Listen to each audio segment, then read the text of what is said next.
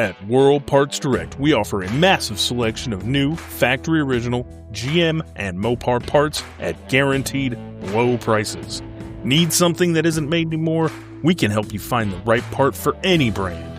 If we can't get it, nobody can. There's even a next-day delivery option on more than 100,000 items. Visit worldpartsdirect.com or call 972-864-9777.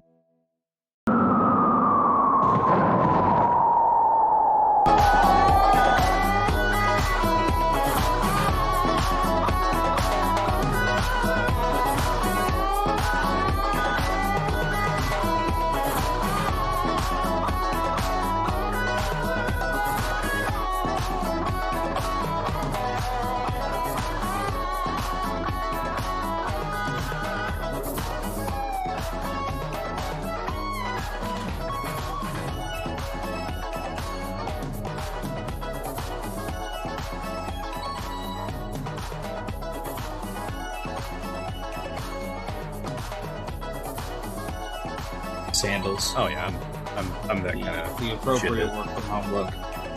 Exactly. Welcome to the Final Picture Show podcast. Tonight we are continuing our month where we talk about Bruce Campbell, talking about Black Friday. Yes, we are talking about a holiday movie in the middle of May. It is what it is. That's how it lined up. But yeah, I really like this movie. I started off not liking it, but I got to liking it a lot. Oh, okay. I'm interested to hear why you didn't like it to begin with. Oh, I have. I was going to say, this is a movie that I watched when it came out in 2021. And as soon as I got done seeing it then, I was like, this is a movie I would have really liked to watch with friends as a kid. And I just kind of appreciate that aspect of it. It's not a great movie. There are some issues with it, obviously, but I think it satisfies a couple of itches there. So let's talk about the itches that it satisfies, I guess. Before we do that, sign of the apocalypse. Any signs that you've seen this week that have led you to feel that end times are here? I mean, just kind of the usual. Just the usual feelings of end timeness. I did see an article, and I wished I'd have looked at it because I just saw the thing in passing, like the headline in passing. It was like, we're past the point of no return. Like now is the time to get out of New Orleans, basically. Like it's going to be underwater. Yeah, well, but we've known that was coming for a long time, so. It definitely seems like the writing has been on the wall for a little while there. My side of the apocalypse was, I guess, just canceling elections. I'm sure that won't have any repercussions at all. Yeah. That's not going to cause any issues at all in the future. God, if there was only somebody named Jefferson that warned us about the Supreme Court, you know? If only he's got that more important things going on right now. He's got He's got fancy Disney plays to star in. Back to the regular scheduled programming, as well as once again our plug that I'm going to do at least every episode for the first month, and then I'll lay off the pedal a little bit. People are starting to join. We've had a few join the free trial, but once again, Travis, did you know that we have a Patreon? I've heard a rumor. You've heard the rumors. Yes, the birds are a chirping. They are a talking. And in spite of some crazy people who don't think they're real, they are. And we do have a Patreon. It is also real. I was coming around to a point eventually there. Circling my way. I got caught up, I had to give a handy in the back alley for a minute. It happens. Definitely. It's 1997. These are just normal things that happen at a 7-Eleven parking lots. Speaking of 7-Eleven parking lots, that's where you can find us on Patreon, the digital 7-Eleven parking lot, where you can trade money for goods and favors. Our good and favor is listening to us talk and yammer on about post-apocalyptic movies, as well as Highlander, which is our new show. There Can Be Only One podcast, where we are going into a deep dive of the Highlander series. So we're going to look at every episode of the TV show, every episode of the animated show, as well as every movie, the animated movies. If I don't know if there's more than one, I'm covering my bases because I don't want to be surprised. When it comes to anime, I never know if it's a show, a movie, or like what the fuck it is. Like, I have no idea. Yeah. There's also, I did find out, and I did purchase, there's a Highlander tabletop game. So we'll also have to find a way to squeeze a session of that in there. I'm not sure how we're going to pull that off, but we'll find a way. I think somehow, we can figure out a way. Somehow, some way, yes. So $3 a month will get you access to all of that, and it comes with a 7-day free trial as well. Yeah. And, you know, if you're nice, maybe you send me an email and I'll just give you a free membership. Apparently, I can do that, I've been told. So that's cool. There you go. There you go. If you're interested, let me know. If you're listening to this and it's been months from now, well, I'm probably no longer checking my emails for that. So sorry. But still, Patreon, you will find us at. We also have the director's cut version of this show, the one you're listening to now, where we add on an extra little bit. Last week, you got a little bit of Jack Black clip in there. You got some Bruce Campbell clips thrown in there, as well as our discussion on what movies and shows we think we should watch. So, fun little time for all to be had. Let's jump into tonight's program from 2021, which is not that long ago, but God, it seems like it was forever ago when we get into the background of this movie. Black Friday, a movie from 2021, directed by Casey Tebow is his name, or Casey Tebow. I don't know how to say that last name. It's Tebo, pronounce as you will. Yeah. He is a man who is probably going to be in the news a lot in the future because he rose recently in 2026, directed a Steven Tyler documentary who, as of today, I believe he was going to trial for inappropriate relations with a minor. Yeah, I didn't know that. Yeah. Well, Steven Tyler is one of those 70s, 60s rockers who was kind of notorious for sleeping with young girls back in the day. So that's not surprising. Yeah. It's kind of a thing that they were known for back in the day. So, that's speaking of Steven Tyler, he actually discovered this guy. He discovered him while he was in college, while Casey Tebow was at the time kind of like making shirts, band shirts. And that kind of got Steven Tyler's attention, which got him involved with making shirts and making art for a bunch of different groups, and eventually making documentaries for a bunch of different things, including like live concert films and stuff like that.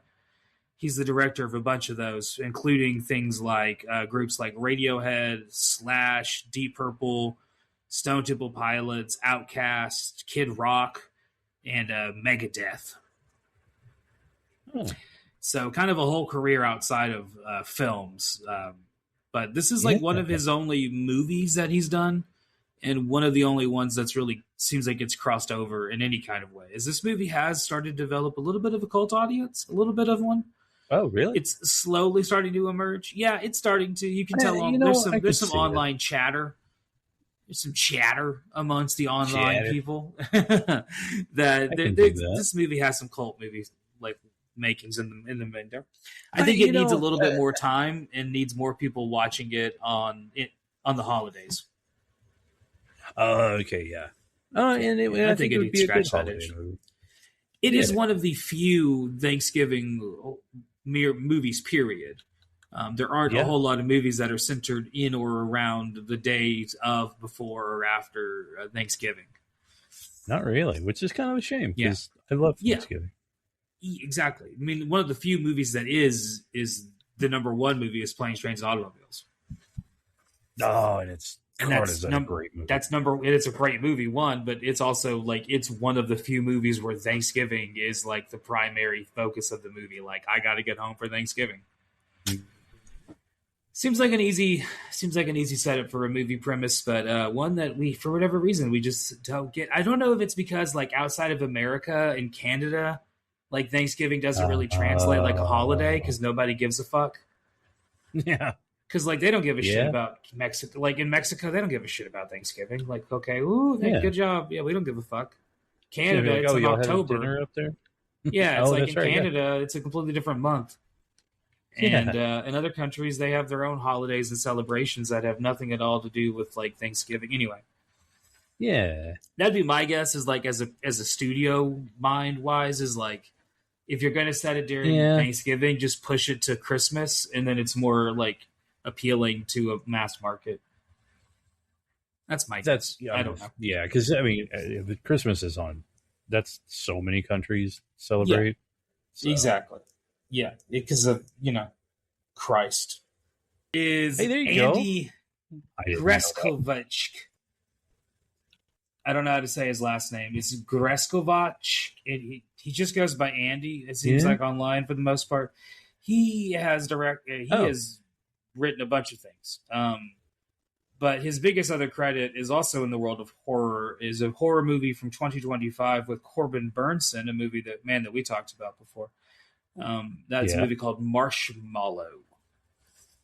Oh, I don't. Which is I don't honestly know that pretty one. good. Pretty good. It's a horror movie, so I never recommended it to you because you're not a big fan of horror movies. But Yeah. Yep. Obvious reasons about me. Yes, sir.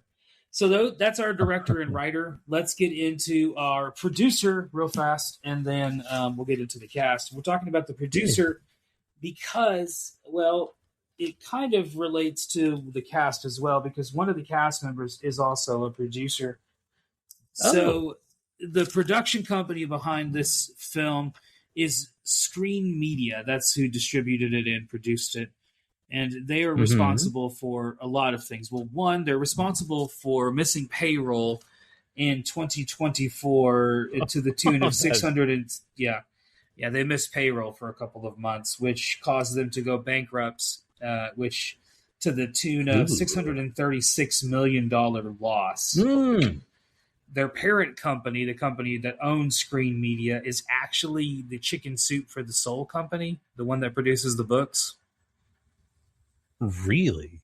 Yeah. They owned a They I guess got large enough for making those shitty self-help books that they then purchased a production company. Yeah, didn't know that was the parent company, but yeah, they purchased Screen Media and ran it into the ground. The parent company of both of those companies is a company called Popcorn Flicks. So there you go. Probably why there was a Chicken Soup movie made. Other movies that Screen Media distributed were Jeepers Creepers 3, Bel Canto, Corporate Animals. That's a Demi Moore movie. It's actually pretty funny, honestly. I like that movie. It's like a little horror comedy about this. Like she's like a crazy, like tech company startup, and she wants to like get her like staff to like become more like a family. So she takes them on what's supposed to be like a simple little like company outing where they're going to go like do a little company retreat in a park and then go for a little hike but they end up accidentally going into like a cave and then getting lost inside of the cave, and then they have to resort to cannibalism. It's a funny little thing there. I like that one. Yeah. I also really liked Willy's Wonderland. That's a Nicolas Cage movie that they also made. That was also pretty good. And they also did the Jesus Rolls, which I guess is like the unofficial Big Lebowski 2 kind of thing about never watched that. You don't fuck with the Jesus. Yeah. That's right. Yeah. The other producing person here who's coming to the table is Bruce Campbell himself, who he is obviously, this is many years from where we were previously in 2005 with Alien Apocalypse. He does not talk about this movie in his book at all, as the book would come out many, many years before this movie would come out. This is kind of Bruce at the tail end of his career. This is after his 90s rise with the Army of Darkness, and then his ascent into like television kind of peak in the late 90s, early 2000s with a lot of the shows he just kept reappearing in and then taking on the lead on a couple of those shows as well. So this is a little bit older into his career. So it's interesting to see how different things are now. Between where we were and where we are here. I just thought that was interesting. That is interesting. this is not the first movie that he has produced. He would also produce a lot of other movies. He would be the producer of Evil Dead, the first one, Crime Wave, Lunatics, A Love Story, Evil Dead 2, Army of Darkness, Jack of All Trades, the TV show Jack of All Trades, Man with the Screaming Brain, My Name is Bruce, Ripley's Believe It or Not, the reboot they did, Ash versus Evil Dead, the TV show, and then Evil Dead Remake and Evil Dead Rise as well. He would be the producer of all of those. Okay. So, man that keeps himself busy. He would also produce this, so would have a hand in the making of this beyond just being an actor. So getting his hands dirty in other ways. So I think that's cool that we kind of saw the rise of different. We've checked in with Bruce at different points in his career, and next week we're going to check in with him back in the '80s when he was just getting started. So kind of a little bit of check-ins in all different kinds of places with his career, which I think is fun to see. Yeah, just him in different places and all these different kind of eras of Bruce. I like that. The eras of Bruce. Now, this movie has a pretty fucking great cast. Yes. Compared to the other movies we've talked about thus far in our season of Bruce, Summer of Bruce, this is the first one that we really get a cast that kind of rises to his level. Whereas, like in Mind Warp, it was, I at least complained about his co-star there. Yes. In her acting not being anywhere near as good as his was. And then, because I think similar. Then, go ahead. Because you even questioned, was English her first language? Like, yeah. She's from Ohio. Maybe I'm not being fair. Yeah, she was from Ohio. It turned out. And then similar thing with Renee O'Connor in Alien Apocalypse, where he was kind of that's the only other person in the movie that really even speaks English. Bubba Hotep, we get some good co-stars there with Ossie Davis and the nurse. I forget the actress's name, but she was.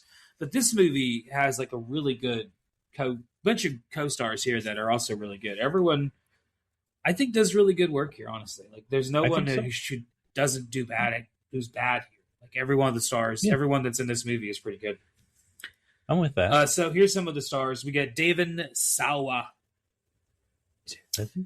A man that millennials will remember because he was one of those child actors that you kept seeing show up in different things throughout our childhood. As he grew up, we grew up. So we kind of got to see him in all kinds of stuff. Here are a couple of them. Little Giants. Remember that movie? Yep. The football movie? Yeah. Yeah. Yeah, he was in that. He was also in Casper. Yep. He was in Now and Then, that movie with Rosie O'Donnell and Christina Ricci. I was going to say he got with another movie with Christina Ricci. Another movie with Christina Ricci. He was in Wild America. Yep. Growing up a little bit, he would show up in Final Destination. Yes. Yes. He would be Stan from the Eminem music video. Oh, that's right. Yeah, one of his more endearing roles because that music video was fucking huge. Yeah, it was. Yeah, he does play Stan there. Yeah, he was in Final Destination, like I talked about. He was also in Slackers, that movie about the kids getting into college. That was like a 90s or early 2000s comedy. It's okay. Yeah, because then you had that one dude that played in Pete. He was in it. Yeah, he was in there. Yeah, right. Yeah. More Devon Sawa roles would be Idle Hands, which is another great horror comedy. I think the reason I was going to say the reason he's in this movie is because he was in Idle Hands. Yeah. Seems to be the main reason here is because of that whole thing. He was also in SLC Punk 1 and 2. Yeah, he was. Yeah. Fucking, was he Heroin Bob, right? Sean. He's Sean. Heroin Bob's the other guy. Yeah. He's the guy that has LSD in his pocket and he fucking flips out on his mom and he's got the Liberty Spikes. Yep. Yeah, the green Liberty Spikes, and he's sitting on his front porch. Yeah. Yeah, because I used to do the Liberty Spikes back in the day. I bet you fucking did. Oh, I I am. bet I you am did. that kind of dirt. Like I said, I'm a dirtbag, dude. The fucking were they at least decent Liberty spikes, or were they kind of flimsy and fall? Were they more like Liberty drops? Oh no, I had. Well, there was one time like during like on Halloween, it did not work out for me. I remember being It very just would pissed not off stick about up. that. No, so I was just like, all right, well now I've got spikes that are like these tendril things going down my head. It looks stupid, but I also like, yeah, I had an undercut and my hair was pretty long, but Yeah. so I would spike it in Liberty spikes up, and so it was I likened it to, because by then I had watched Dragon Ball Z a bunch. Trunks Uh-huh. was my favorite, and Oh yeah, I that makes I sense. kind of was like, it's like I'm Super Saiyan Trunks, Yeah, this all like tracks. yeah, yeah, This all right, like tracks. yeah, This all like I tracks. said, I'm a dirtbag. Yeah. Um, yeah, I love. I have not. I'm gonna. Truth be told, I have still never seen the second SLC Punk. Um, so I It's don't know if it's any not good that or good. not. I was gonna say in I my mean, there's things research that are of this movie. So I was doing research for this movie, and I was trying to find like a Devon Sawa interview, like recent interviews. And he did or participated. I shouldn't say did a. He participated in a Reddit AMA about oh SLC Punk 2, but it was him and hmm, all the co-stars and the director. So I read through the entire thread, all of the AMA, and read in so hmm, much as I hit Control F and searched Devon Sawa's name to see what he popped up. hmm. He commented 4 fucking times, and that was it. And one Oh of those comments was him going, "I gotta go home." So like barely, barely participated in the AMA. So I was like reading it to that's be like, okay, so like what was Devon Sawa up to like in the later 2000s? Fuck, I couldn't get anything from that because that didn't tell me. One of the questions was like, Devon Sawa, I thought he was dead, and Devon just was like, go fuck yourself, and it was like, well, there you go. And another one of the questions was like, what you been up to, Devon? TV shows? I don't watch TV shows, and Devon just was like, I've been doing TV shows, which he has been. He was doing oh, has all he? of the Chucky TV show. Yeah, he does all. He was in all of Chucky, which is a TV show that Oh I didn't watch, so I don't know. Now he yeah. apparently is in the most recent season of Twisted Metal, which is a Oh, post-apocalyptic show that one day we'll get into. I watched the first season of it. I haven't watched the second season. I don't know if it's any good. I I need need to to sit watch down it. and watch it. But the first season was pretty entertaining. I liked Is it. it Yeah, it's okay? different. It's way different than the movie. It makes the I will say that the first season of Twisted Metal makes the apocalypse look about as fun as you could possibly imagine. Oh, It does a really good job of making the end times look kind of fun. Because well, because it's the the game looked tone always, you know. exactly. So like which is what the movie is. The show is going for that tone, and I don't know if it just misses it by a country mile, and or if it was like not at all trying to go for that tone and trying to do its own thing entirely different within the same universe. I don't know. Yeah, I have no idea. No idea. It tough to does get say. violent at times as well. Yeah, yeah. Well, The last Devon Sawa thing we'll talk about is in the early 2000s. He was in a really bad movie called Extreme Ops, where they tried to make him an action movie star for one movie, oh no, and that didn't work. Yeah, Extreme no, Ops is yeah. about like snowboarders who are also like spies. Oh, I remember this. Yeah, I was gonna say you remember this movie. Yeah. I think this. I am like now. I've drank a lot and done, so I'm like 80% sure I put Extreme Ops on for you one day and just walked out of the room. That feels familiar. That It well, probably okay. happened. The name didn't catch me, but that's probably why, because you threw a lot of things on. Yeah, I didn't know what they were. it was one of those movies that like pre-internet because it came out. It came out while the internet was coming out, but it was before like 9/11 had really changed the internet from what it is to what it Mhm. was to what it is now. Um, that was one of those movies that before I knew of like a term that was movies that are so bad they're good. that was one of those movies that I used to, like Double Dragon, always grab from Blockbuster every time I went there, knowing full well that it was bad, but it made me, I just liked watching it. And yeah, Extreme Ops was one of those. And yeah, he's definitely all over Extreme Ops, which is not a good movie either. I'm remembering, I think. And that's gotta be how I watched it. Yep. Next up is Michael Jai White, a man that we will talk about again at some point. Awesome. He has been in a lot of things. He was in Dark Knight. He was in Exit Wounds, 10 episodes of Arrow, speaking of TV shows, as well as Toxic Avenger 2 and 3. He was in a couple of the Universal Soldier movies. There's a franchise we may have to dive into one day. Mm-hmm. He was the main role of Black Dynamite in both the movie and the TV show Black Dynamite. I didn't know they made a TV show. They did. And then he was also in Spawn, which is maybe his most well-known role, as well as Mortal Kombat, the television show, where he was originally supposed to be in the Mortal Kombat 2, the movie, as Jax, but he pulled out of that role. And as well as he was also in Kill Bill 1 and 2, but all of his scenes were cut, and they're only in the director's cut version. So you don't get to see any Michael Jai White in there, which would make sense given Kill Bill's kind of like history of it.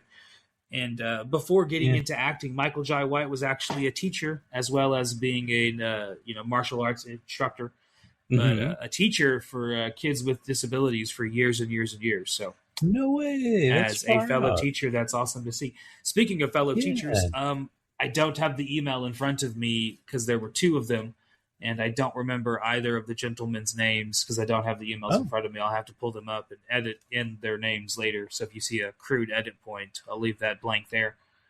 Two teachers emailed me and found the website link and emailed me and said, like, hey, found the podcast. I love it as a fellow teacher. And I was like, oh, that's cool to say. So thank you. Was going to send you an email back in response, but if you're listening, I just was like, hey, you'll hear it now. So there you go. But thank you. That's cool. I always think that's awesome to hear. Yeah. Speaking of awesome to hear, as a teacher, this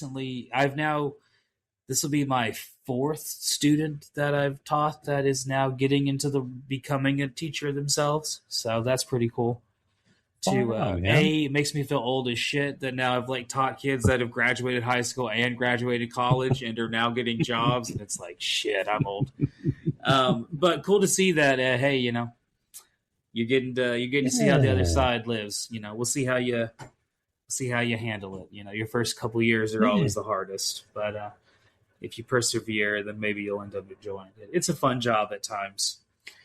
Especially as an English teacher, there aren't many other jobs where you get paid to sit around talking about fucking books all day. So, some of the behavior shit's annoying, but hey, the book part's always fun. It's like, I got to talk about the book today. It's not that bad of a job.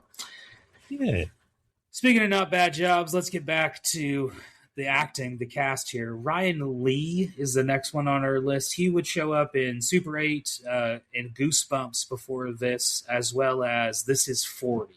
Where he was one of the Paul Rudd's, one of the boyfriends that's dating one of Paul Rudd and Leslie Mann's daughters in that This Is 40. I saw This Is 40 once. It's a sequel to Funny People, which is a decent comedy, but it's way too fucking long. Did you ever see Funny People? I did. Adam Sandler, Seth Rogen, Jonah Hill, like every white comedian ever. It? I never actually watched that one. It's not bad. It is long. It's a near 3-hour long comedy, which is just a long comedy.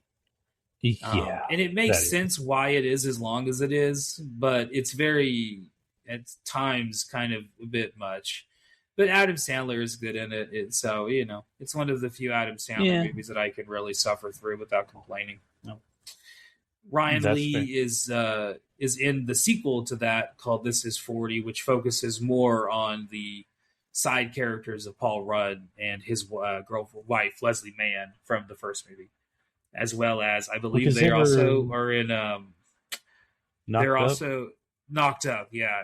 Actually, I think This Is 40 might be a sequel to Knocked Up now that I'm thinking about it. I can't remember which I of think that's Judd right. Apatow's movies it's a sequel to. I'm I not think- sure. I don't remember. One of the ones, they all kind of blend together at a certain point. I was gonna say they're very. I don't know. Yeah. It's very much like a John Hughes universe or something. Yeah, you know? everything to me, everything Judd Apatow ever needed to say, he said in not in Funny People, in Freaks and Geeks. Yeah, that's fair. And I just don't really need to listen to Judd Apatow ever again. Next on the cast is Ivana Baquero, who is the main female lead here, dating a person much older than her in Devon Sawa. Yeah. She would be in Pan's Labyrinth. That is her biggest role. She was the little girl in Pan's Labyrinth back in the day. Yeah. She was the youngest winner ever of the Goya Award, which is like the Spanish Oscars. She won for Best Actress for Pan's Labyrinth, which is a tremendous movie as well. Far out. She would also show up in a couple episodes of Spartacus, one of the Spartacuses. There's a bunch of them. Oh, are there? Yeah, there's a bunch of different Spartacuses. Then I think they brought it back, and I don't know if she's in the one they brought back or the original. I don't remember. Yeah, can't say which. Next up is Louis Kurtzman, who has been mostly only in 11 things, but most of them were Shudder originals, so not a whole lot of stuff there. And then we have Stevie Peck, who plays Brian, the annoying side character who survives almost all the way to the end of the movie. Yeah. And he's great in this movie.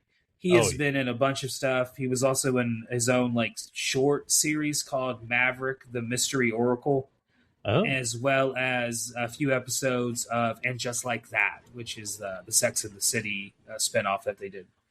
Oh. The last person that we'll talk about on the cast is Seth Green, who is in this movie by voice alone. Oh, I get it now. Yeah, he shows up in his voice, which hopefully he gave a Cripple Crabble Crutch and did that free of charge because he has 7 lines. Probably a paragraph total, but he probably got paid at least a little bit for it. Who knows? I mean, you know. Speaking of getting paid, Seth Green has been getting paid since the 80s. He's one of those guys. We've talked about him before. He's one of those guys that he just kind of, at least in our lifetime, millennials' lifetimes, he would just show up and shit. Yep. And you didn't know his name back in the day. The internet didn't really exist, so you couldn't look him up, but you would just see his fucking face, and then you would see his fucking face in an AT&T commercial. And then you would turn the channel and you'd see his fucking face in a Pizza Hut commercial. And then you would change the channel and he's in a goddamn REM video. And you change the channel and he's in a fucking goddamn TV show. He was just in so many things. So as millennials, we grew up just seeing him in things, and probably people younger than us are going to know him mostly from Family Guy and his voice acting work with Robot Chicken and stuff like that, which is kind of what he's settled into in his older age. I mean, that makes sense. But he is a guy who's been in shit going way back. So here is a list of all the things he was in when you and I were kids. All of these were popular movies or TV shows when you and I were younger. This is just a selection, not a cohesive list of everything he was in, as he was in even more than these. He was in Can't Buy Me Love. Yep. Radio Days. Yep. Big Business. Maybe not. Is that Dolly Parton, Lily Tomlin? Okay. Movie. Okay. I don't think I ever actually. If I saw it, it was a very long time ago. It's pretty good. It's kind of like a spiritual sequel to Working 9 to 5. Okay. Yeah. My Stepmother is an Alien, a movie we've talked about before with Dan Aykroyd. Yeah. It was at Pump It Up. Pump up the volume. Pump up the volume. I love He was in both parts of It, the TV show. Oh. He was in Buffy, the movie. Buffy the Vampire Slayer. Yeah. He was in Wonder Years. He was in a movie you love to talk about. One of these days we'll have to just talk about it just because, why the fuck not? He was in goddamn Airborne. Yeah, he was. Hell yeah, he was. Is a fucking good movie. I can't even, that's, yeah. Yeah, you know it's good. That's not even a movie like The Stupids where I can give you shit for, where it's like, yeah, you love that movie and it's awful. It's like, no, Airborne's actually kind of pretty fucking cool movie, honestly. Like, that movie's awesome. I can't even like fault you for liking that. Like, that's just a good ass movie. It's like what Brink wishes it was. And yes. Jack Black, yes, you get Mr. Jack Black as well. Yeah, Seth Green is a fun time in that movie. Yeah, he's great. Oh, he's hilarious. Continuing on the Seth Green list, he also did the '90s like TV show Roundabout, where he was in.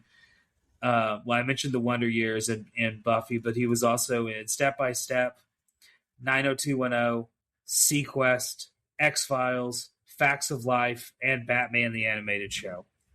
Awesome.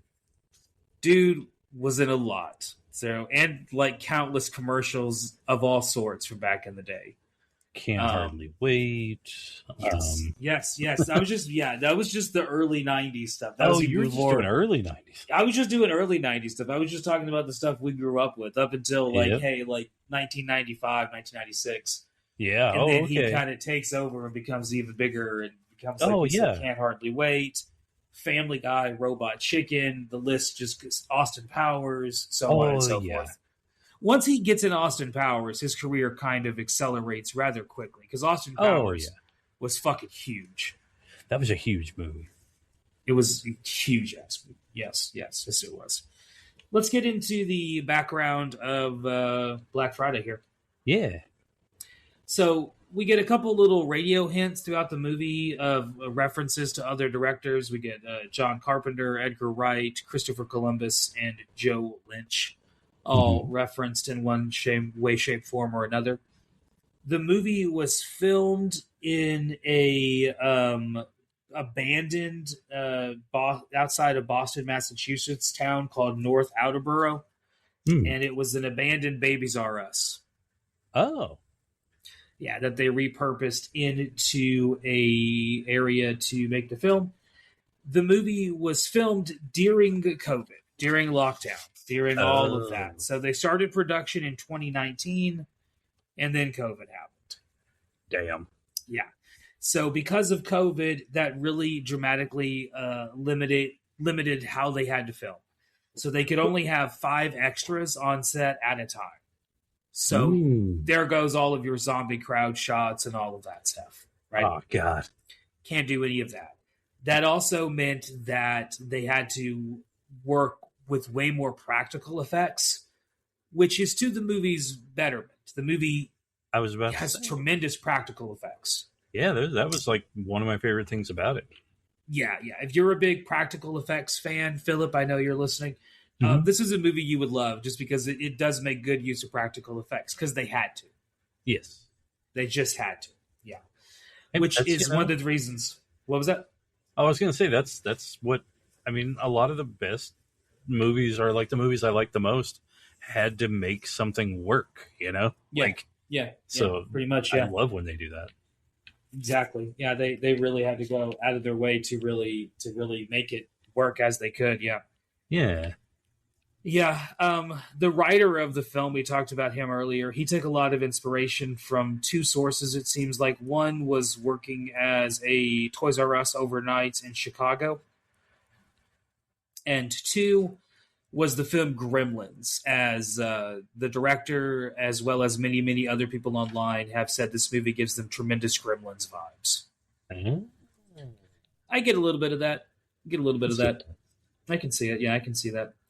So this movie would come out on November 21st, 2021, and then it would hit streaming 2 days later on November 23rd of 2021, which is kind of what this movie was always intended to be, as a streaming movie, which is one of the reasons why I feel like it will eventually find a cult audience because of its availability on all these different streaming platforms. But it's going to take longer because people don't have that communal experience of going and seeing it in theaters. At least not a whole lot of people. As the film would have a release, but a very, very, very limited release. Yeah, so looking at I ever heard of it. Yeah, you wouldn't have. Yeah. It had a budget of $15 million. That's the estimate online, at least. Mm-hmm. And The only record we have of any money it actually made was $1,581, and that would be in the United Arab Emirates. Oh. So, not much of a theatrical release. Yeah, because everyone in the UAE loves Thanksgiving. The perfect place to put a Thanksgiving movie in. Yeah, exactly. I could be completely off base there. If you're from the UAE or are familiar with the area and you're like, no, they love Thanksgiving, we'll be like, oh, shit, my bad. Or they just really from like this movie. I was going to say, they really like takes on retail work.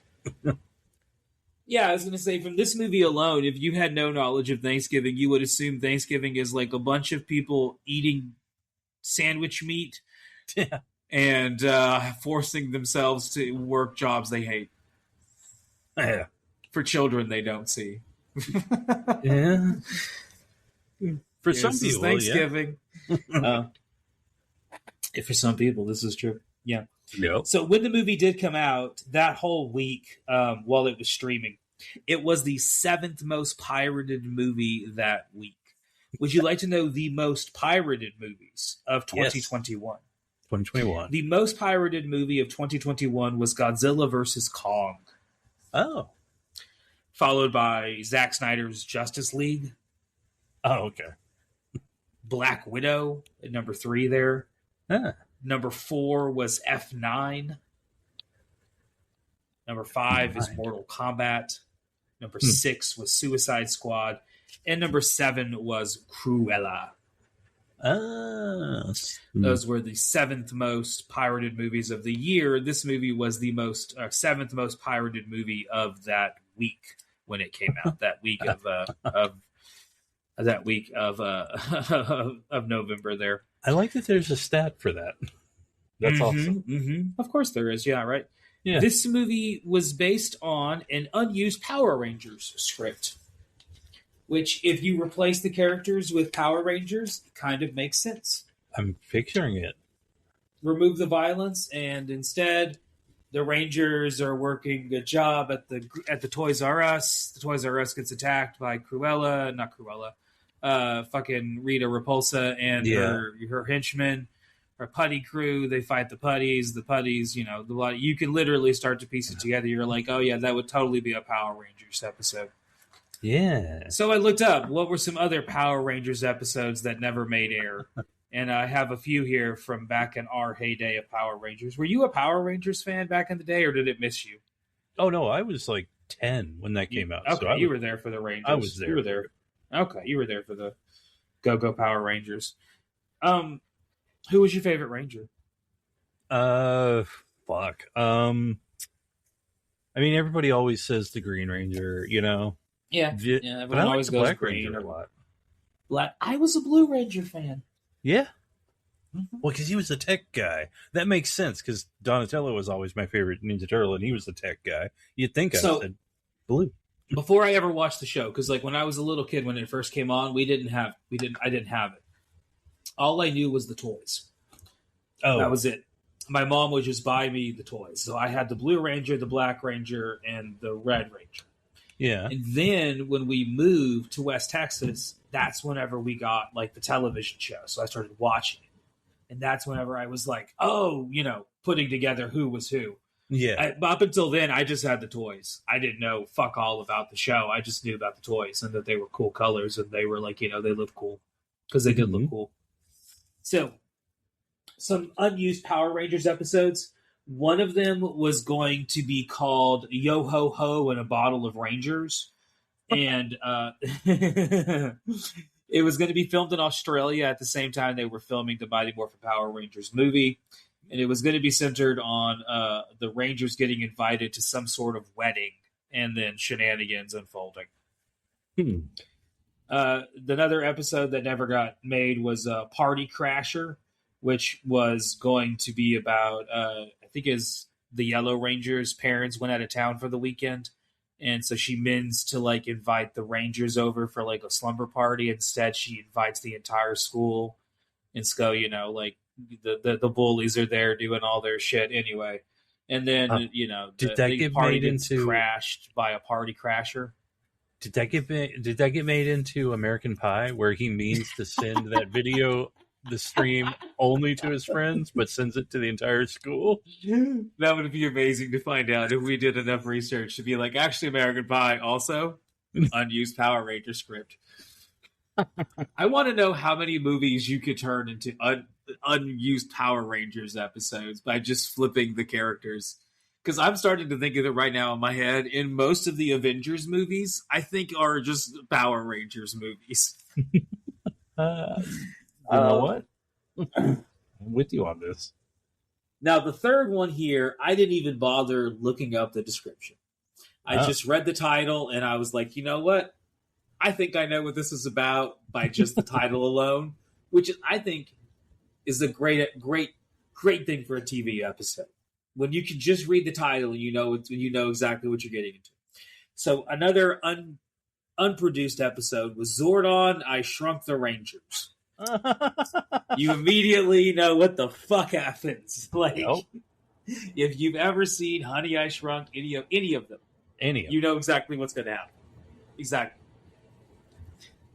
So yeah, this movie apparently a unused Power Rangers script that never got made. Was turned into an R-rated movie. I was going to say it's PG-13, but no, it's R-rated. Yeah. One of the interesting things that's actually touched in the movie is the history of Black Friday.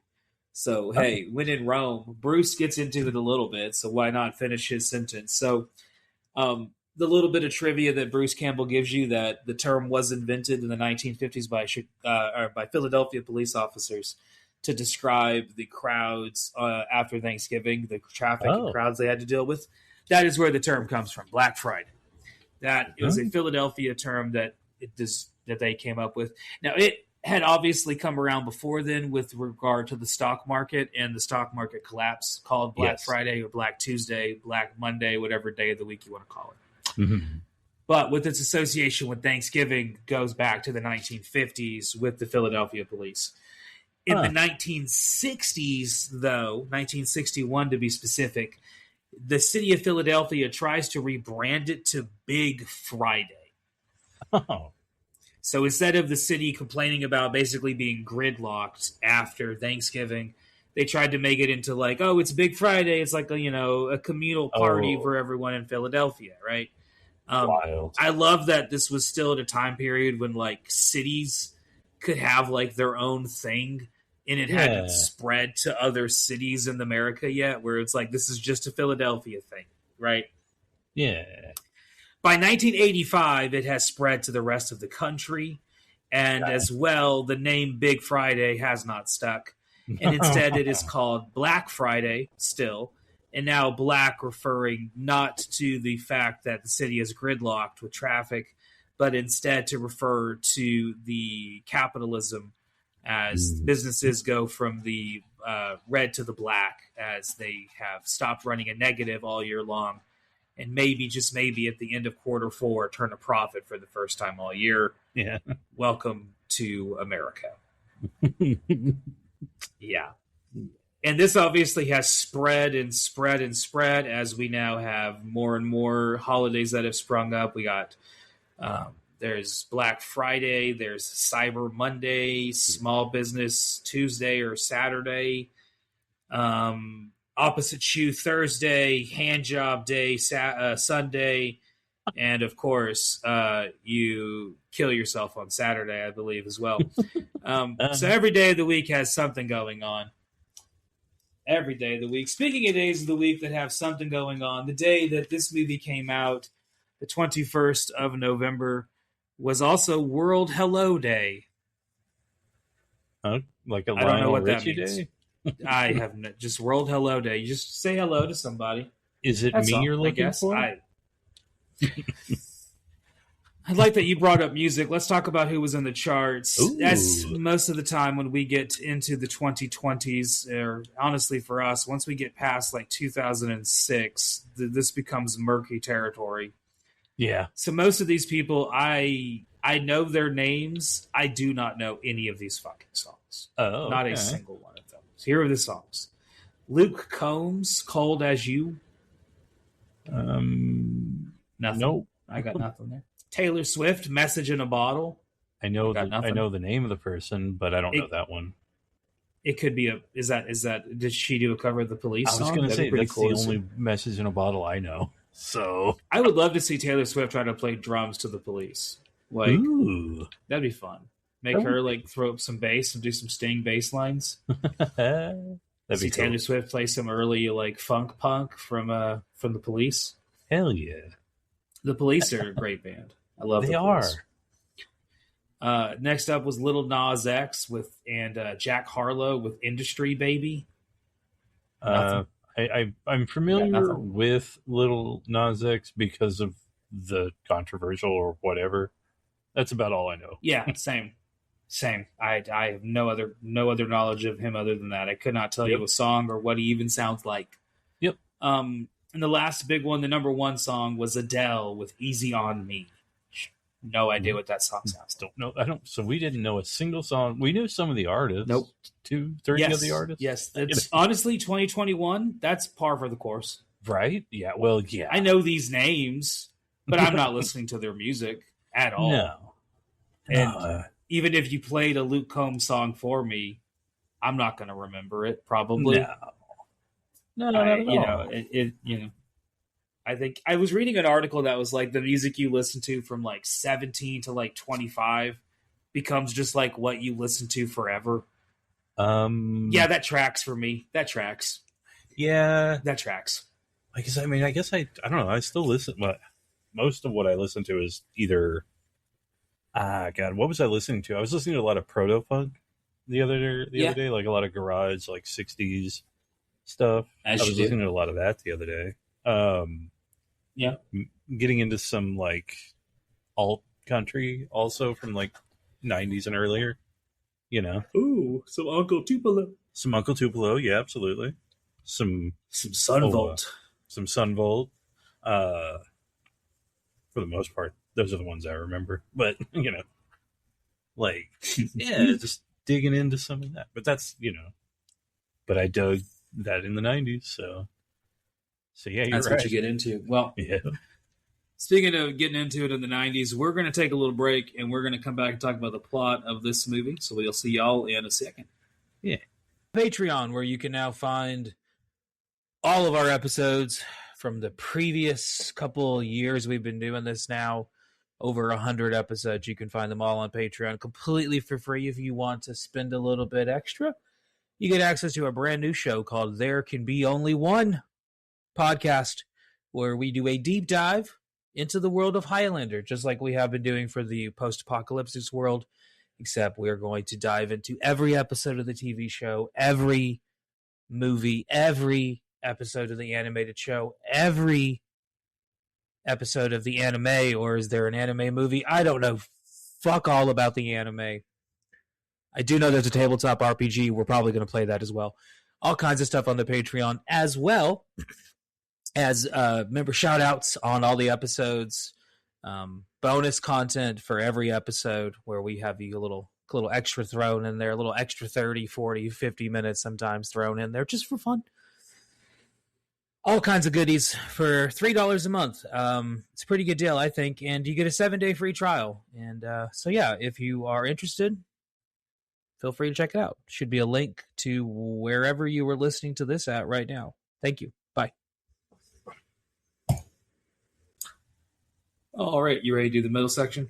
I am ready for the middle section. Then I'm going to go grab a drink. Yeah. Excuse me. All right, next week, y'all, we will be back to end our month of talking about Bruce Campbell. Not the last time we will talk about Bruce, as we still have all of the Evil Dead movies to go over, but the last time that we will talk about Bruce for a little while. This last film we're going to get into is an underrated movie where Bruce Campbell shows up in it in an interesting way, a unique way. Another unique Bruce Campbell movie. This is from the 1980s, and it's called The Dead Next Door. See y'all next week.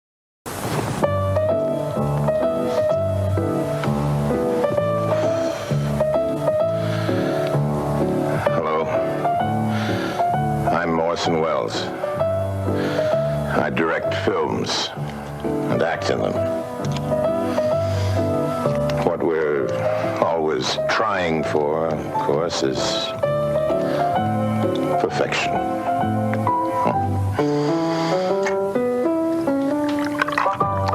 In a film, that's only a hope. But with Final Picture Show podcast.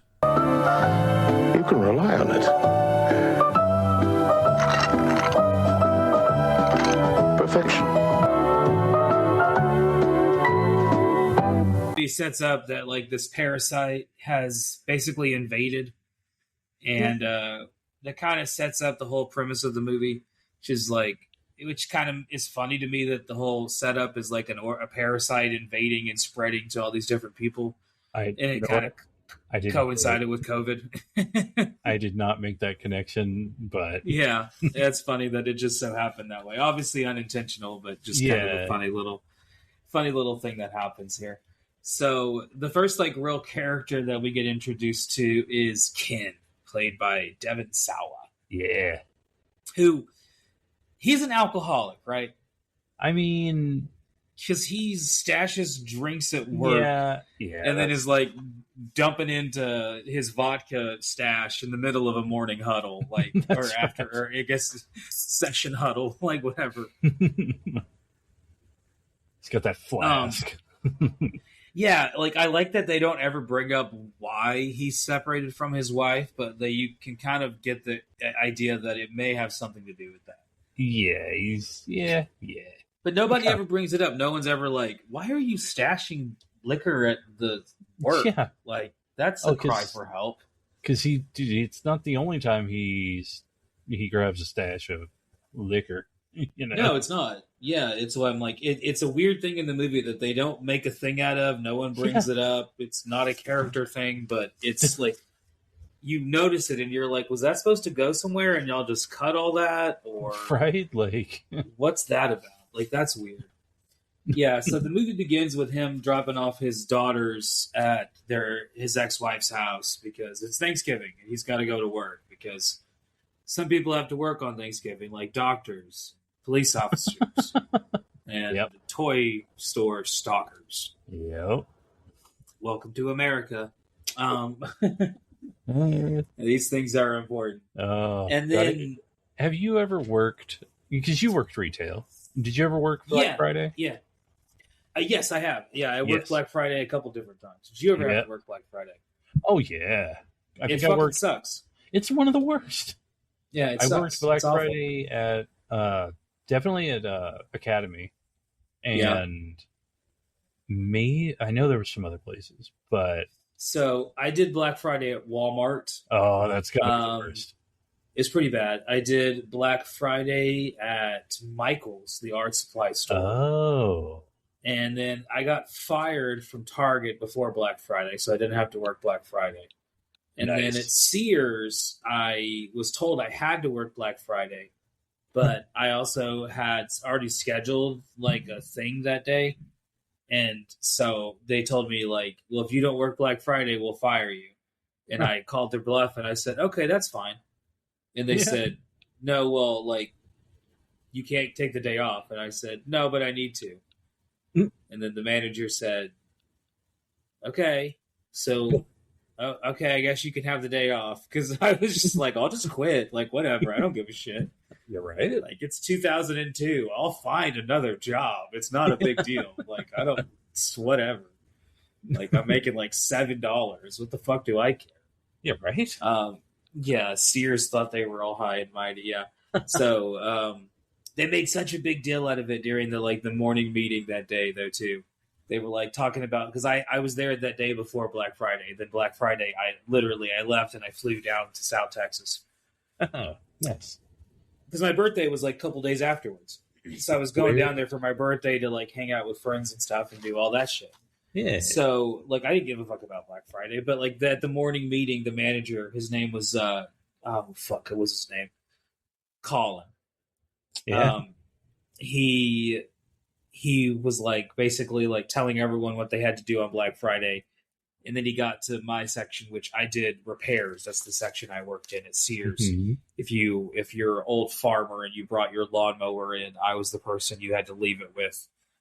yeah, that was my job at Sears, an area that would clearly be overwhelmed during Black Friday. Clearly, no one shops more on Black Friday than old farmers who want their craftsman warranties extended. This was clearly a detrimental loss for the company here at our time of need, in our greatest time of need.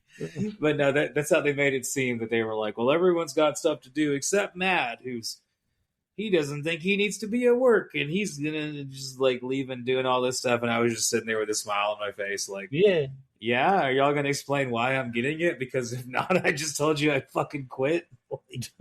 And I called your bluff, and you were like, all right then. So yeah, that was one of my more favorite Black Friday experiences. You had a moment like in Silent Bob Strike Back, where it's like, hey, stop stealing monkeys. Fuck you. Fair enough. Exactly. Fuck you. Fair enough. You have to work on Black Friday. Fuck you. All right then. That's awesome. So after Ken drops off his daughters, we do get to meet the rest of our cast. Yes. And I have simplified our cast down to the following archetypes. Are you ready for them? I'm ready. And I feel like this kind of Carl Jung. yeah. I think this also these groupings here, these also explain people that have to work retail jobs in all settings. So we have badass handyman, dork, yep, overachieving stooge, yep, divorced dad obsessed with social media, yep, unexplicably hot girl. yeah. Uh-oh, there it goes. Uh-oh. All of a sudden, just everything went weird all of a sudden on my screen. Single loser on the edge. Strict bitch. Old Christian. Yeah. Annoying, unaware boss. Oh, and then the new guy. Yep. Yeah. And that's pretty much our cast of characters here. Every one of them fits into one of those roles. Absolutely. And by the end of it, almost all of them will be dead. Yep. So before the shift begins, and as we meet our cast, we do get told that there will be no paid breaks this evening during work, which... Yeah, what the that hell? would suck. Yeah, that would be me being like, I need to go to the bathroom and then just walking off the job site. Absolutely. Are you kidding me? How bad do I need this job? I mean. Yeah, so the store opens and immediately things go fucking horrible as people getting just like, it's going well from a business perspective as Bruce Campbell is raking in money and he's happy, but the store is immediately running into some issues with being overwhelmed. This is also kind of where you could get the idea that they, shooting wise, weren't allowed to have major crowds because we don't get a little bit of it, but we don't get the like huge Black Friday crowd where it's like thousands and thousands of people. Like it's a good amount of people. But you can definitely tell that like at any given time, there's only like 6 or 7 people in any shot. Yeah, It's not like tons of extras in the background or anything, which kind of adds to the B movie charm of the movie. I like it. Yeah. The dork here, he has to go pick up vomit because he sucks at checking people out because apparently the keypad is sticky, which it is, and I don't know if they ever fix that. But they do send him to go pick up someone else's throw up, which another thing, I would be walking off the job site. Absolutely. Are you kidding me? I'd be like, yeah, I'm not doing that. This leads to Chris, the dork here, accidentally like almost killing a woman. Yeah. And this is one of the most unbelievable parts of the movie is that they like citizens arrest him and they don't call the police because they're worried if they call the police, then it will like they'll shut down the store and they'll lose money. The corporate wants them to hit, oh, Lord. They have to hit certain metrics for corporate. Yeah. Corporate sent a cake after all. Yeah, kind of silly and goofy, but hey, But they eventually do call the cops, and then they get the voicemail, which is kind of silly. Like that's kind of goofy. But like, what would the cops' voicemail sound like? Would it be like, "Hey, it's the cops.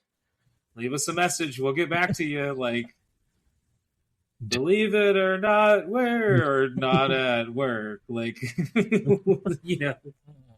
Ooh, you know what they could do? I mean, going back to what we talked about earlier, they could just play some police music.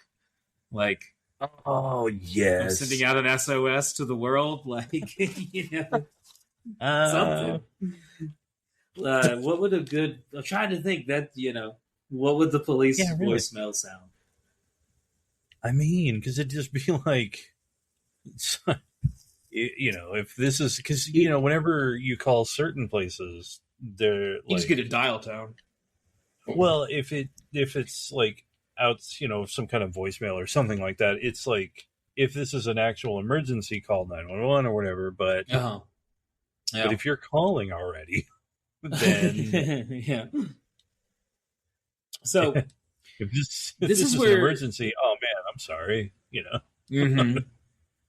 I was going to say, this is where two things start to happen in the movie. One, we lose some cast of characters. Some of them start to die off. And two, the movie begins to build from being just a zombie movie with some alien overtones in it to being kind of a different thing altogether, because the infected, they're building something. Yeah. What are they building? And they don't know what, but they're just building something. Well, and also what happens in this movie, and this is the thing that changed for me, like what I didn't like about it to what I ended up liking. I counted maybe around 10 jump scares in the first 20 minutes, and that's my least favorite thing in a movie. Like, that's why I don't like horror movies for the most part. Like, you didn't hear any of that part afterwards. Yeah. I was going to say, the movie at the beginning, it does kind of play off of those horror movie tropes with the casting of certain characters, as well as with all the jump scares. But then it kind of goes into its own separate thing, which I do really appreciate, because it could have just been like a lazy, like, oh, they're zombies, and it's a zombie movie while they're working at a toy store. It's like, okay, it's kind of been done, and that could have easily been done before. Like, and as I was watching it at the beginning, I was like, oh, is that what this is going to be? This is some lazy horror movie with a bunch of jump scares, and okay, But then it didn't keep that going. I mean, it did for a while, and I was getting kind of annoyed with it a little bit, because that's the thing I just don't like, But that's fair. And because I don't like horror much anyway, so, and that's kind of a big part of it, honestly. Like, I do like that during the. Yeah, go ahead. Oh, I was gonna say, I don't know. There's just, I don't know. It's that sting, and also I have to turn it up a lot, or I did, because I was, I couldn't put my headphones on. I was, taking care of my grandmother, so couldn't just leave her, being like, well, can't hear you, So, one of the things that the middle section does I really like is the character development of Bruce Campbell's character, as he kind of goes from this like very corporate, hungry, like, we have to hit metrics, I don't care, it has to, like, whatever, the rules have to be followed, and kind of loosens up as the movie goes on until he kind of becomes like a completely different character. Now, some of that character growth is a little understated. One jump scare, and I don't know if it could have been a little better defined. It's but I still like that you get to go and see a little bit of that as a character changes as the course of the movie goes on. I also like that Michael Jai White is kind of like the de facto leader at the beginning. Like, everyone just kind of defaults to him as like, well, he obviously is the one that's going to save us. And then when that doesn't work, they have to kind of like improvise to a new plan. I thought that was cool. Oh, did I lose you again? Oh, shit. You lost me for a second. The end. I don't know. I know. I don't know what's happening. It's not even the internet. It's something with the. It says Riverside. I don't know. Oh, something with the Riverside thing. But so this is where I started noticing that Devon Sawa might be an alcoholic in this movie. Yeah. And this is also where the rest of the people that are still alive learn that they're not getting a Christmas bonus. Yeah, no Christmas Which once bonus. again, like, why the fuck are you at this job? This job sounds Right? awful. It should it be really like does. shit. I mean, But Michael Jai White is great in this movie. I love Yes, that he is. he's playing against type, as he's like, well, it's not 100% against type. Like, he is like a very skilled killer as a handyman, using razor blades and X-Acto knives to kill people. Yeah. In box openers. Like, that's cool. But I also like Yeah. that he's like very much like, he doesn't want to be doing this. Like, this is obviously like, this is not his forte, so to say. Right. But he is great in this movie. I think this is one of those movies that, if nothing else, watch it for Bruce Campbell and Michael Jai White. It's a good time for them. 100%. There was one jump scare with Bruce Campbell where he's throws down something or whatever. He like goes. I think he's throwing down his tie, and then he goes to pick it up, and there's a creature there. Yeah, right and behind he's him. just like, "Oh fuck!" That actually yeah. made me laugh. That one was good. Yeah. So like Yeah, I like that one. there are jump scares I can that make but that was framed in a certain way. So we get more horror movie throwbacks as we get the Jaws scene, where we have a bunch of people sitting in a room together discussing their history. At work here, not with scars. But I love how they're doing it with the neon lights from the kids' toys.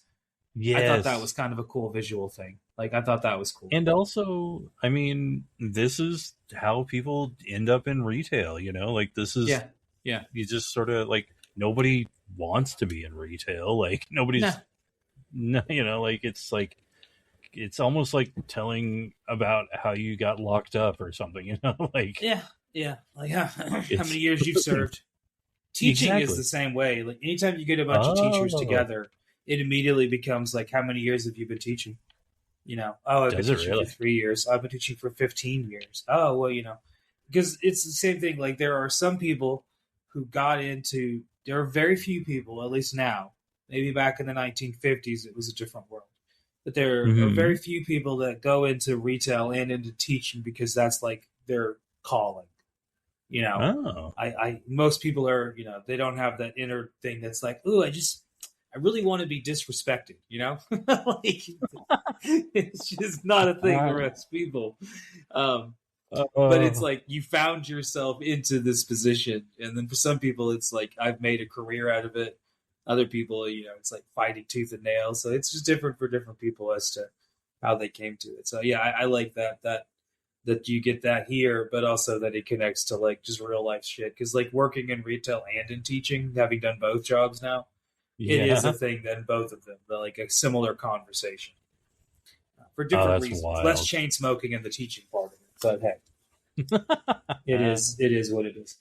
During the Jaws scene is where we get Bruce Campbell kind of showing up his acting chops, and I really liked him in this part where he kind of shows you that subtle little character growth as he realizes that, like, honestly, I didn't get invited to anyone's Thanksgivings, and I don't really have any friends, and this store is my life, and what is it giving me? I don't even get a Christmas bonus. I get treated like shit by corporate. And I liked it. It was cool to see.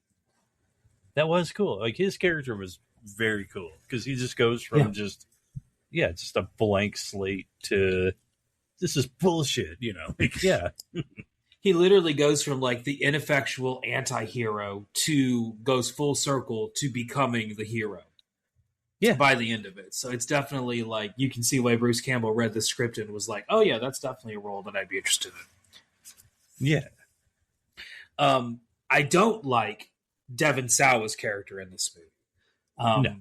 The alcoholic dad who just cares about his kids, who keeps reminding everyone, I have kids, you guys. I've got 2 daughters. They love me, even though they don't text me at all this entire movie. Excuse me. Yeah. Well, because he does get a text from someone. Is it his ex? His ex-wife, yeah. His ex-wife texts him instead of letting his daughters text him. There's just a lot of, like, weird shit with his character. Like, I will say, like, Chris, the other coworker, calls him out on it. He's like, "You fucking barely see your kids. You see me more than you see your daughters." That was a harsh line. That was a harsh, like, ow. Yeah, that was cold. But then he also calls him out on the fact that he's like, "You act like you're a cool guy. You work at a fucking toy store as a goddamn almost 40-year-old. And you're fucking dating as someone who's like 19 or 20, and you're 20 years older than her, you fucking creepo." Like, all of those are true statements. Now, by the end of the movie, none of that is not still true, which kind of makes him positioning as the hero of the movie kind of weird. Because by the end of it, you're but he's still robbing the cradle and still kind of a shit dad and still maybe an alcoholic. But, hey, they're going to a safe haven, so woo, yay. I don't know. I just kind of wish Devon Sawa, they kind of give you the implication that he's going to sacrifice himself for the team. You know, I kind of just wish he would have sacrificed himself for the team. I'm with you on that. I would have changed a couple things about this movie.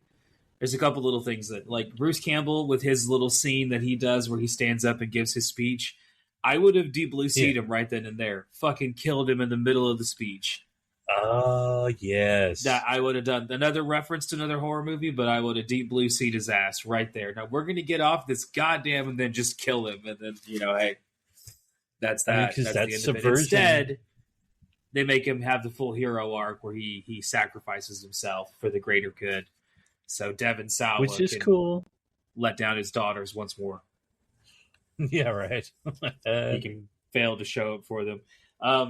I do love that when Devon Sawa's character gets bitten by the infected, Bruce Campbell's character's response to him saying, like, "I've been bitten, I'm going to turn into one," is, well, that is part of the mythos. Like, I was like, that's a good line. Yes. That is a good line. That's a good line. That is a good line. Like, that they're like not sure, honestly, what happens, because these guys are not zombies, right? They're just infected with something, but we don't know what. And then by the end of it, it turns out nothing happens to him. So, yeah. Well, it turns out to be. You know why, though? Yeah. Well, yeah. We'll get to that here in a minute. Yeah. The other guy. This is where we get more Seth Green as his voice. Oh yeah. Who has zero redemption? Oh, the what was he, like, the assistant manager or whatever? Oh yeah, Brian. He's an annoying character. Brian, thank you. Yeah, he's oh really god. annoying. Well, and so, like, yeah, he's pretty bad. Yeah, you get the feeling that he's not a good person. Well, no, and he definitely shows himself. He does, especially at the end of it. Yeah, he definitely shows his true colors. This is where we get more and more Seth Green as Devon Sawa is now abandoned within the separated himself because he thinks he's going to turn, and so he's just sitting around with these dolls that Seth Green voices. And because Seth Green has some funny lines here. Because I guess the idea was like this bear is like a talking bear, but the person that was voicing it, like, talking about his wife leaving him and all this stuff. It was just so funny, dude. Like, there's this stuffed animal bear, and the voice actor, I guess. The actor, who I guess is presumably just Seth Green. He's drunk, just saying, like, and he's rambling, commiserating, rambling about his ex, and he says such goofy shit. He says things like, "So funny." He'll say things like, what is the one line that he keeps saying? Oh God! I mean, what? Fuck! I wished I'd have written it down because it was also, like, distorted, because it was like fucking up. Yeah, it keeps, like, echoing and having problems with the audio because the bear keeps fucking up. But at one point he says something like, say it. He says, like, "We can do whatever. I don't give a fuck." We can do whatever. I don't give a fuck. My wife left. It's so good. The fuck is Yeah, that part really got me. I literally wrote down earlier in the movie. I wrote down Seth Green better have not gotten paid for this. He doesn't do shit. And then by this point, I wrote down, okay, now he should have gotten paid. This is pretty fucking funny. It's pretty fucking funny, Seth. Oh, it's so good. Oh god! And the only reason that he's in this movie that I can think of is because Devon Sawa and Seth Green were both in Idle Hands together. Yeah. So fuck it, let's put him in this movie together. Like that's the only reason he's in this movie. It's for a bit, a gimmick. And I'm sure they're friends. Funny. I'm sure Devin and Seth are friends, and he's like called in a favor. Like, hey, you want to make a couple $100 doing some lines where you pretend to be drunk, rambling about your ex-wife leaving you for a doll. And that's such a funny idea for like, it's just like, oh yeah, and also this, we're just gonna say we never had it. We're gonna, yeah, we don't have it. We don't know it. We don't have it. We've never had it. Don't ask us any questions. So yeah, Bruce at the end of the movie here kind of steals the show. His sacrifice scene, is pretty great. Honestly, when they get to the roof and he basically jumps in to save the rest of the group. Oh yeah, well, because he says, the worst thing about customers on Black Friday, they never know when the night's over. Or like, it's like Black Friday is over, and then like that's a really cool line because he kind of gets the hero line. He does. He does. He definitely gets the hero arc completely. But he's just like, my head hurts from this, and most of all, my feet hurt. Like it's really cool. Yeah, and this is where we also find out that Devin is still alive, as he finds out his kids are okay via a text message he gets from his ex-wife. Yeah, and because it turns out Brian bit him. Not the infected thingy. Brian is the one that actually bit him, we find out. And Brian is kind of this, he becomes like the new bad guy for just a minute. Yeah. As his character arc is kind of lasts all of like 13 seconds as he's done away with here in just a second. Yeah, because he thinks he tries to have his Cthulhu own beast.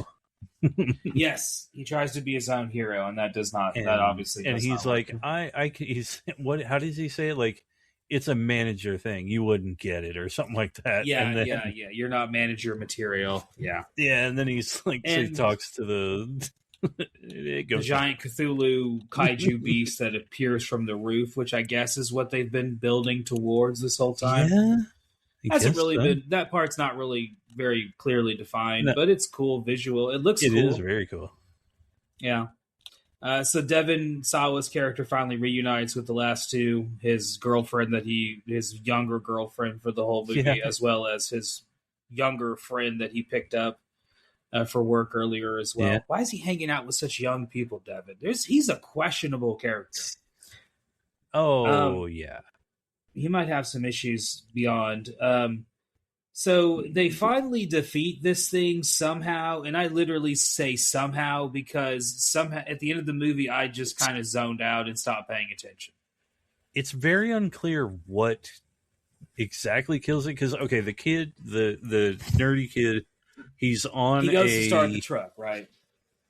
Well, he goes to because so there's a part where he tries to start the truck. This happens earlier on. And he's like, that doesn't work. And then he runs back inside. Because we get that good, this is a pretty good joke, I think from Bruce Campbell also, where he's like, because the kid's like, oh man, your stepdad was right about you, or, said something about not taking shop class. And then, which wouldn't have helped him with starting up a fucking semi. It would not at all. And does then not have Bruce Campbell says that later. He's like, oh man, you should have taken shop class or something. I was like, all right, that's pretty funny. So that part made me laugh. Yeah.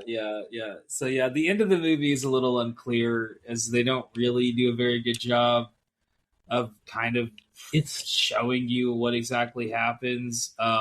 Because he's on a forklift, which I guess is like his redemption arc. Like, and then because earlier in the movie What? he mentioned that he had to learn how to drive a forklift for work. When am I ever going to have to Yeah. learn how to use that? And then Michael Jai Yep. White's like, when you have to forklift something, at the end of the movie, he's going to forklift Yep. something because he forklifts the monster, yeah, and which causes it to, I guess, get a but tummy they've ache done and collapse and catch on fire. but it hits it in the face, which we've Mhm. seen it get hit in the face with a lot of things. Yeah, But unaffected by now, them. But a forklift. Chekhov's Yeah. forklift. Yep, it was. Yeah. But it's so unclear how that's the thing. It really seems like they wrote themselves into a corner and didn't know how to end it, and because they couldn't. Because if this was a Mighty Morphin Power Rangers episode, at this point they would have been like, "It's morphin' time," and then Yep. pterodactyl, and then they would have fought the kaiju that way. But here, Ken and Chris can't go, morphin' time, so instead they just get into a Buick and they fuck off to a safe haven at the end of the movie, as they say. Yeah. But then the Well, movie and then- we zoom out and we see that like there's kaijus all over the city. Yep. And presumably, I guess, all over the rest of the world now, as the movie's pre-apocalyptic tone is kind of carried over to the end, where we get hints that things are not well for the citizens of this world. No. Oh no. There's no way. Like this definitely is one of those things where it's like, well, they've escaped, but to what end? To what? Know? Like, yeah. yeah. Definitely more Like- pre-apocalyptic than Bubba Hotep. Oh, absolutely. Yeah, this doesn't even need pretext, like No. like It definitely It's sets it up. in there. So, into the movie, notwithstanding, I like this movie. It's a movie that when it first came out, I watched it that year, that streaming year, 2021, when it came out that Thanksgiving. I'm pretty sure my wife and I bought it that weekend and watched it over Thanksgiving weekend together, as we like to watch horror movies together, especially over the holidays for Thanksgiving. And this movie, over the last 5 years since it has been out, has become in our rotation of Christmas, Thanksgiving horror movies. Usually we start like making a little list of movies to watch every night around the holidays, starting in around October, but continuing on into Thanksgiving and then into Christmas, trying to find a different horror movie to watch every day.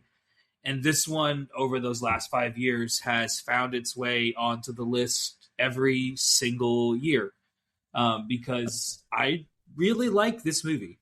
It is a movie that I wish it had a different title. I wish it was called something else, Shopping Spree, Invaders from, I don't know, whatever. Just because Black Friday, there's so many movies that are called Black Friday. It makes it seem like it's a generic, stupid horror movie, and it kind of is. But it's not generic. It does take some twists and turns that are unique to itself, which is fun to see.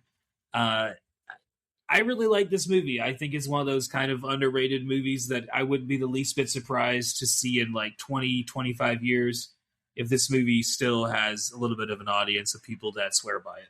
What are your thoughts? Yeah. Like I said, I don't like horror movies much. There are horror movies I like. And this is, I'm going to say, going to be one of them.